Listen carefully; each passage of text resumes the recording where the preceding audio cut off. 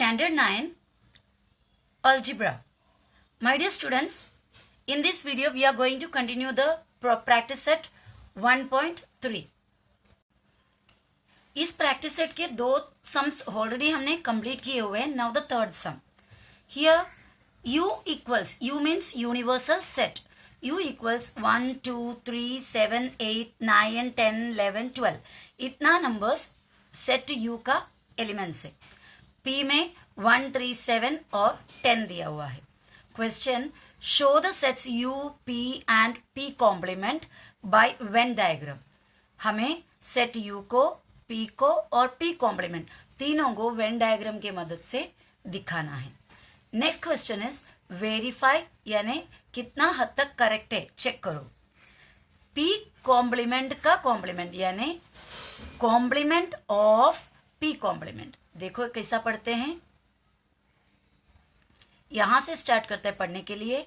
Complement of p complement, p complement का complement equals p. Complement of p complement will be equal to p.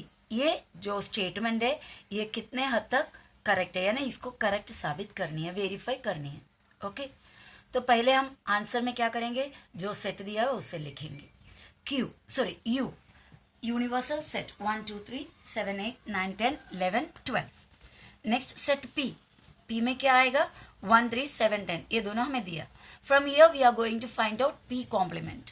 p complement means क्या होता है, जो p में है वो छोड़कर, जो p में है वो छोड़कर u में जो बचा है, p में जो है उसको u से निकाल दो, बाकी u में क्या बचा, दैट इज p कॉम्प्लीमेंट. इसी तरह अगर आपको a कॉम्प्लीमेंट लिखना है तो a में जो है वो पूरे यूनिवर्सल में से निकालो, उसके बाद यूनिवर्सल सेट में क्या बचा है वो a कॉम्प्लीमेंट होगा. ओके, तो 1 p के अंदर 1 है, 1 को नहीं लेना. इस तरह उल्टा चेक करो, यानी u से चेक करो. u में 1 है, p में भी 1 है, मत लिखो. u में 2, p में है नहीं है तो लिख लो. p में जो है वो p कॉम्प्लीमेंट में नहीं आएगा, p में जो नहीं है वो आएगा, पर किस में होना चाहिए, यूनिवर्सल सेट में होना चाहिए. 2 लिखा, 3 है p में, यस, तो p कॉम्प्लीमेंट में नहीं आएगा. 7 p में है, p कॉम्प्लीमेंट में नहीं आएगा. 8 p में नहीं है तो p कॉम्प्लीमेंट में आएगा. 9 p में नहीं है तो p कॉम्प्लीमेंट में आएगा. 10 p में है तो live it. 11 is not there in p, so it should come in p complement. 12 is not there in p, therefore we have to write 12 in p complement. Got it? Now we are going to draw this universal set, this p and this p complement, all these three sets in a Venn diagram. हमारे sets को सामने रख देते हैं, नहीं तो हम compare जल्दी जल्दी कैसे कर पाएंगे. तो उसका आंसर के लिए पहले क्या करेंगे, यूनिवर्सल सेट के लिए as I told you before, you have to make a rectangle. एक रेक्टेंगल बनाया, that is a universal set. I have named it here u means universal set. Now एक छोटा सा सर्कल इसके अंदर बनाना, this is for set p. आप इसको p बनाओ या p कॉम्प्लीमेंट बनाओ, नो इश्यू. ओके, तो एक सर्कल बनाया, उसको p नाम दिया. देखो यहाँ पर है, बाहर भी लिख सकते थे लेकिन इधर p कॉम्प्लीमेंट भी है इसलिए अंदर लिख दिया p. और सेट p में जो कुछ भी आप लिख दो, 1 है, 3 है, 7 है, 10 है. 1 3 7 10, ये पूरे p हो गए. अब यूनिवर्सल सेट में क्या बचा वो पूरे बाहर लिख दो, वो कौन होगा, p कॉम्प्लीमेंट होगा. देखो 2 लिख दिया, 8 9 11 12. ये जो जितना भी है जो p में नहीं है, p के बाहर है लेकिन u के अंदर है, उसे तो हम p कॉम्प्लीमेंट कहते हैं. p के बाहर u के अंदर, p में नहीं है लेकिन u में है, उसे कहते हैं p कॉम्प्लीमेंट. ये हमारा फर्स्ट क्वेश्चन का आंसर हुआ. समझ में आ रहा? अगर नहीं आया तो और एक बार बताती हूँ. यूनिवर्सल सेट में आपको सब कुछ लिखना है. यूनिवर्सल सेट में अगर आप एक सर्कल बनाओगे तो भी वो यूनिवर्सल सेट का ही हिस्सा है. तो हमने यूनिवर्सल सेट के लिए रेक्टेंगल बनाया और p जो सेट है उसके लिए सर्कल बनाकर नाम दिया p. p के अंदर जो कुछ भी थे वो सब p का सर्कल के अंदर लिखे. और बाकी क्या बचा यूनिवर्सल सेट में, 2 बचा, 8 बचा, 9 और 11 और 12. वही तो हमारा किस में आने वाला है, p डैश में भी, यानी p कॉम्प्लीमेंट में भी. तो उसको बाहर के जगह में लिखा। इसका मतलब ये 2, 8 और 9 और 11 और 12 ये इतने जो एलिमेंट्स है वो पी के अंदर नहीं है लेकिन यू में है, और उसी को ही पी कॉम्प्लीमेंट कहते हैं। ठीक है, आगे बढ़ते हैं। हमसे पूछे second question, U is equal to मीन्स हमें सवाल किया है पी कॉम्प्लीमेंट का complement, complement of P complement is equal to P, ये हमें प्रूफ करना है। Complement of P complement equals P, ये एक स्टेटमेंट को प्रूफ करने के लिए पहले हम क्या किया, यूनिवर्सल सेट को लिखा। यूनिवर्सल सेट में क्या क्या आया, जो कुछ भी हमें गिवन है वो लिखा, दैट इज गिवन। पी में जो मिला था वो लिखे, वो भी गिवन। हमें पी को कंपेयर करना है ना, इसीलिए पी को हमने 1 नंबर डाला, यानी इस पॉइंट को हम कंपेयर करने वाला है तो उसको पॉइंट फर्स्ट डाला। ओके, और पी कॉम्प्लीमेंट इसमें से हम बनाएंगे, वैसे भी ऑलरेडी हमने बना के रखे थे पहले, इसके पहले के पार्ट में 2, 8, 9, 11, 12, ये हो गया हमारा पी कॉम्प्लीमेंट। हमें अभी नेक्स्ट कौन सा कंपेयर करना है, एक पी कंपेयर करना है और एक पी कॉम्प्लीमेंट का कॉम्प्लीमेंट। तो पी कॉम्प्लीमेंट बनाने के बाद ही तो पी कॉम्प्लीमेंट के कॉम्प्लीमेंट फाइंड आउट कर पाओगे। तो ये पी कॉम्प्लीमेंट का कॉम्प्लीमेंट मतलब ये जो इतने टर्म है उसका कॉम्प्लीमेंट, यानी इसमें है वो इसमें नहीं आएगा, समझ रहे हो। पी कॉम्प्लीमेंट के अंदर का छोड़ के बाकी जो यूनिवर्सल सेट में वो लिखना है। पी कॉम्प्लीमेंट के अंदर 2 है वो इसमें से नहीं लिखना है। ओके, 3 है वो भी नहीं लिखना है, 7 भी है वो भी नहीं लिखना है, पी कॉम्प्लीमेंट में वो भी है। 10 है, 10 भी नहीं लिखना है, वो छोड़ के बाकी क्या क्या आया, 1 आया, 8 आया, 11 आया, 9 आया, 11 आया, 12 आया। सॉरी, पी कॉम्प्लीमेंट में 8 है, 8 भी छोड़ दिया। ओके, तो फिर बचा कौन है, 1, 3, बराबर। और एक बार मैं आपको एक्सप्लेन कर लेती हूँ क्योंकि मार्किंग करने की वजह से मैं भी खुद कंफ्यूज हो गया। पी कॉम्प्लीमेंट वाले को पी यू में से निकालो। चलो यू से कंपेयर करते हैं, यू में 1 है, पी कॉम्प्लीमेंट में भी 1, सॉरी पी कॉम्प्लीमेंट में 1 नहीं है तो पी कॉम्प्लीमेंट का कॉम्प्लीमेंट में 1 डाला। यू में 2 है, पी कॉम्प्लीमेंट में है तो इसको नहीं लिखना है, इसको नहीं लिखना है। यू में 3 है, पी कॉम्प्लीमेंट में है नहीं है तो लिख दो।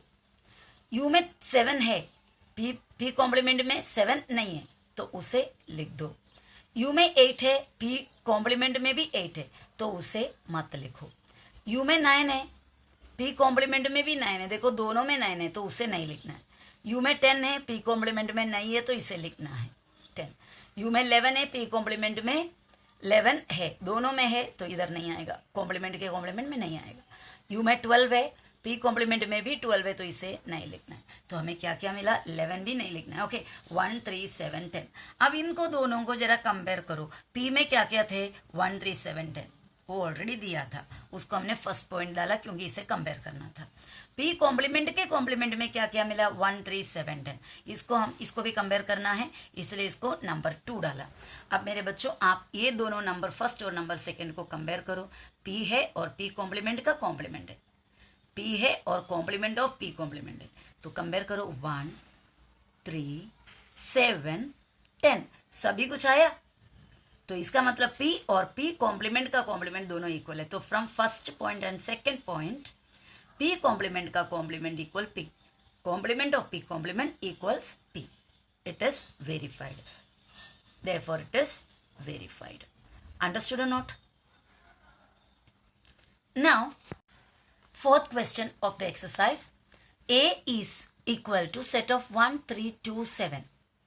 ए में इतना सेट्स है। Right 3 subsets of set A. Subset का मतलब I have told you it's part, हिस्सा। इसके कोई भी टुकड़े लो दैट इज अ सबसेट। इसको पूरे के पूरे भी लो वो भी सबसेट। एक कोई भी सेट को नल सेट हर किसी सेट का सबसेट होता है तो इसको नल सेट भी हम लिख सकते हैं। इसके सबसेट में किसी सेट का अगर सबसेट पूछोगे तो पहले आप चाहे तो नल सेट लिख सकते हो और वही सेम सेट को भी सबसेट में लिख सकते हो। ये 2 बात याद में रखना। कोई भी आपको एक सेट दिया तो इसका सबसेट लिखो बोले तो आप उसको उसके सबसेट की लिस्ट में नल सेट को भी लिख सकते हो और उसी सेम सेट को भी लिख सकते हो।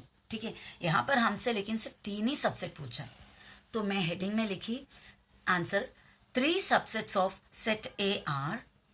3 सबसेट किसका, सेट ए का आर। फर्स्ट वन मैंने क्या लिया, 1 और 2 को लिया, एक सेट बनाया, सेट ऑफ 1, 2 इसका हिस्सा है ना 1 और 2। और दूसरे सेट में 1 और 3 और 7 लिया, 1 3 7, this also is a part of this ए। 3 2 7 उसके बाद लिया, 3 2 7, ऐसे आपकी मर्जी, आप भी कितने भी बना सकते हो। So this was the answer of that question, fourth one. But here I have given all possible subsets of the set A. Set ए के जितने भी पॉसिबल सबसेट बन सकते हैं सब मैंने यहाँ पर दिया है। तो ये नीचे जो दिया हुआ में से अभी आपको मैं दिखा रही हूँ, इसी में से कोई भी सेट को सेट ए का, सेट ए मीन्स जो इधर दिया हुआ, कोई भी सेट ए नहीं चलेगा, यहाँ पे दिया हुआ जो सेट है जिसके अंदर ये कंटेंट है उस सेट का सबसेट में बना सकते हैं। तो चल let's see which are the sets which can be called as a subset of set A. यहाँ देखो, सबसे पहले मैंने नल सेट को इंक्लूड कर लिया। Null set is a set of set, subset of set A. 1 को ले लिया, सेट ए में क्या क्या था, 1 था, 1 3 2 और 7 थे। इनमें से किसी को भी ले सकता। पहले मैंने नल सेट लिया, उसके बाद 1 लिया, उसके बाद 3 लिए, 2 और उसके बाद 7। ये सब अलग अलग आंसर्स है। ओके, सब आंसर्स का मैंने लिस्ट दिया है, इसमें से कोई भी आप यूज कर सकते हैं इसके लिए। तो पहले मैंने क्या किया, नल सेट लिखने के बाद एक एक एलिमेंट को लेकर मैंने सबसेट बनाया। उसके बाद 2 एलिमेंट, 1 के साथ 3, 1 के साथ 2, 1 के साथ 7, देखो एक सेट बना, दूसरा सेट, तीसरा सेट। उसके बाद मैं 3 के साथ किया, 3 के साथ 2, 3 के साथ 7। अब आप पूछोगे 3 के साथ 1 क्यों नहीं लिया टीचर? बेटा ऑलरेडी हमने 1 ले लिया हुआ है, भले उल्टा है, 1 और 3 है ना, तो फिर वापस से 3 और 1 लिखने का कोई मतलब नहीं होता। ओके, तो 3 के साथ 2 और 3 के साथ 7 लेकर फिर से 2 एलिमेंट वाला बनाया। और उसके बाद कौन सा, 2 और 7 लिया। 2 और 3 वगैरह ऑलरेडी हो चुका हुआ है ऊपर, तो 2 और 7 बना के उसको जोड़कर एक सेट बनाया, वो भी इसका सबसेट है। अभी हमारे पास 3 एलिमेंट का करना पड़ेगा, 1 और 3 और 2 वो मिला के किया। अभी 1 और 3 और 7, 2 को छोड़ दिए। अभी 1 और 2 और 7 इस तरह किया। ओके, अभी आप 3 और 2 और 7 वो भी कर सकते हो। 2 3 1 नहीं कर सकते क्योंकि 2 3 1 ऑलरेडी हमने किया हुआ है। अभी लास्ट बचा ये पूरे के पूरे एलिमेंट का एक सेट, यानी same set 1 3 2 7। Okay, so hope you understand the video well, and let's come back with the next video and we'll continue the algebra. Okay, bye.